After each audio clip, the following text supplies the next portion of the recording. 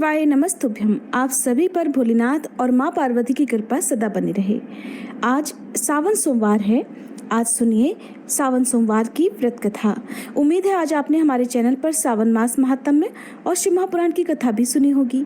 अगर नहीं सुनी है तो प्लीज जरूर सुनिएगा। अब सुनिए आज की कथा। पौराणिक कथा के अनुसार प्राचीन समय की बात है। एक गांव में एक साहूकार रहा करता था। साहूकार धनी था। उसके पास अथाह धन दौलत थी, लेकिन उसकी कोई संतान नहीं थी।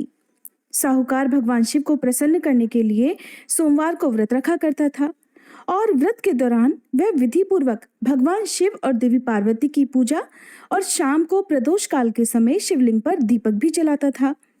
साहूकार की भक्ति और पूजा अर्चना को देखकर एक दिन माता पार्वती ने भगवान शिव से कहा कि हे प्रभु, ये साहूकार तो आपका परम भक्त है। हर सोमवार को विधि विधान से आपकी पूजा करता है। मुझे लगता है कि आपको उसकी मनोकामना अवश्य ही पूर्ण करनी चाहिए। तब भगवान शिव ने देवी पार्वती की बात सुनकर कहा कि हे गौरी, ये संसार एक कर्म क्षेत्र है। जैसे एक किसान अपने खेत में बीज बोता है तो कुछ समय बाद उसे पेड़ मिलता है, ठीक उसी तरह इस संसार में आदमी जैसा भी कर्म करता है तो उसे उसका फल भी वैसा ही मिलता है। लेकिन माता पार्वती ने भोले भंडारी से दोबारा आग्रह किया और कहा, हे नाथ, फिर भी आप इसकी मनोकामना को पूर्ण कर दीजिए, क्योंकि ये आपका परम भक्त है। और अगर आप ही अपने भक्तों की इच्छा को पूर्ण नहीं करेंगे तो फिर भला भक्त आपकी पूजा आराधना क्यों करेंगे। माता पार्वती के इतना आग्रह करने पर भगवान शिव ने कहा, देवी, ये धनवान साहूकार है और इसका कोई भी पुत्र नहीं है, इसीलिए ये सदैव चिंतित रहता है। हालांकि इसके भाग्य में किसी संतान का योग नहीं है, परंतु आपके आग्रह करने पर मैं इसे पुत्र प्राप्ति का वरदान देता हूँ। लेकिन इसका पुत्र केवल 12 साल तक ही जीवित रहेगा।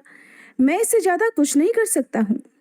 फिर एक रात भगवान शिव ने साहूकार को स्वप्न में दर्शन दिए और कहा कि उसे जल्द ही पुत्र की प्राप्ति होगी, लेकिन उसका पुत्र दीर्घायु नहीं बल्कि केवल 12 वर्ष तक ही जीवित रह पाएगा।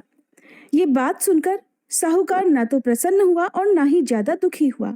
स्वप्न में सब कुछ जानने के बाद भी साहूकार ने पूजा अर्चना जारी रखी और कुछ दिनों बाद साहूकार की पत्नी गर्भवती हो गई और उसने एक सुंदर बालक को जन्म दिया।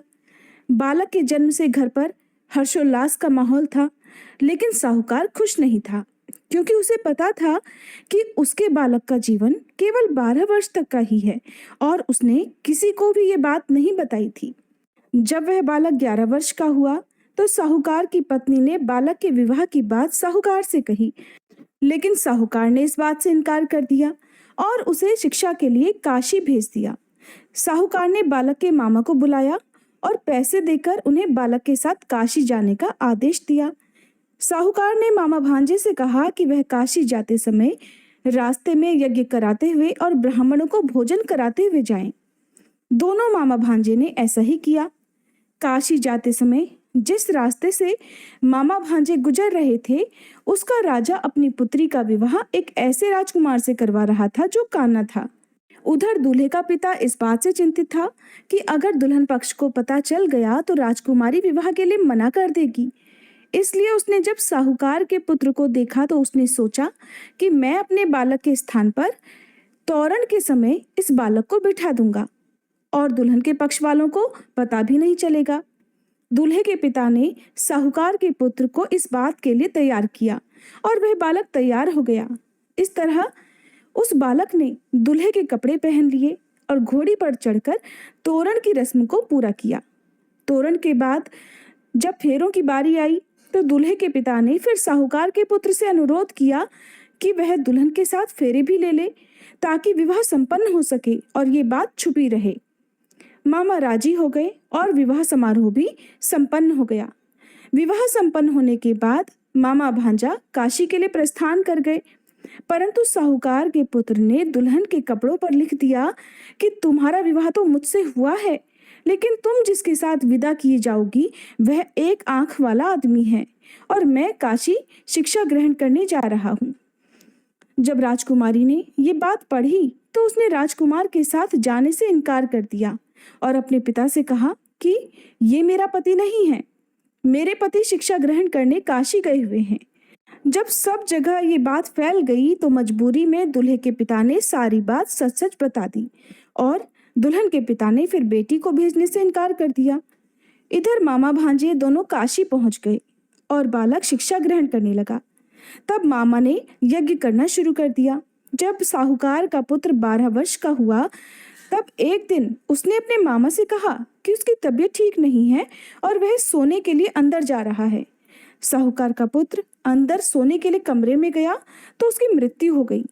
थोड़ी देर के बाद जब मामा अंदर पहुंचे तो उन्होंने बालक को मृत अवस्था में देखा और बहुत दुखी हुए, परंतु वह रो नहीं सकते थे वरना उनका यज्ञ अधूरा रह जाता। इसलिए मामा वापस आकर यज्ञ करने लगे और यज्ञ पूरा करने के बाद और ब्राह्मणों को भोजन कराने के बाद मामा अपने मृत भांजे को देखकर विलाप करने लगे। ठीक उसी समय उसी मार्ग से भगवान शिव और देवी पार्वती जी जा रहे थे। माता पार्वती ने किसी के रोने की करुण आवाज सुनी तो भगवान शिव से कहने लगी कि हे प्रभु, कोई मनुष्य रो रहा है, चलिए उसके दुख को दूर करते हैं।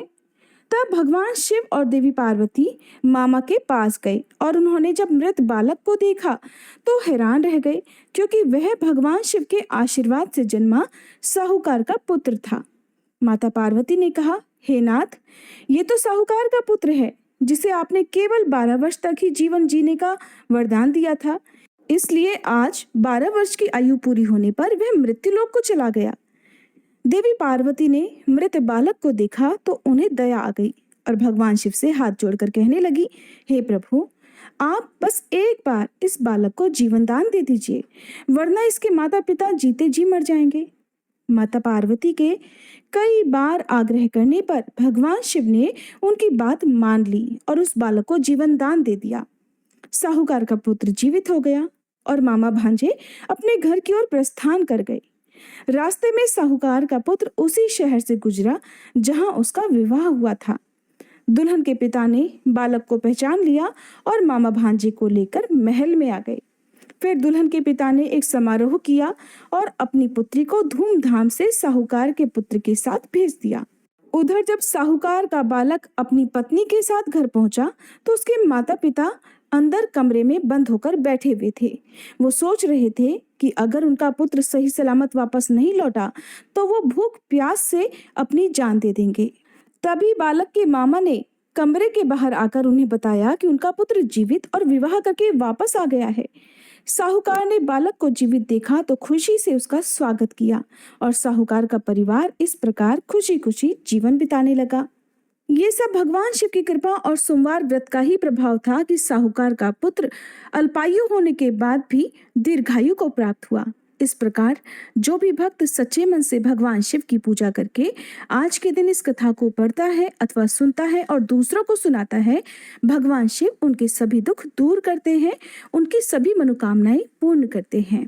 कथा समाप्त। भोले शंकर भगवान की जय, माता गौरा की जय। अगर आपको वीडियो अच्छी लगी हो तो प्लीज़ लाइक करना मत भूलिएगा।